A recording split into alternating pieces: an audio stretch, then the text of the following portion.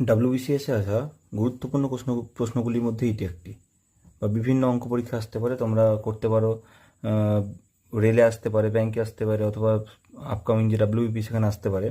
বলছে কোন সংখ্যাটি 3 দ্বারা বিভাজ্য, এই সংখ্যাগুলির মধ্যে কোনটি 3 দ্বারা বিভাজ্য। যদি আমরা ভাগ করে দেখতে যাই তাহলে এক্ষেত্রে কিন্তু আমরা কোনটি তিন তিন দ্বারা বিভাজ্য সহজে আমরা দেখতে পাবো না।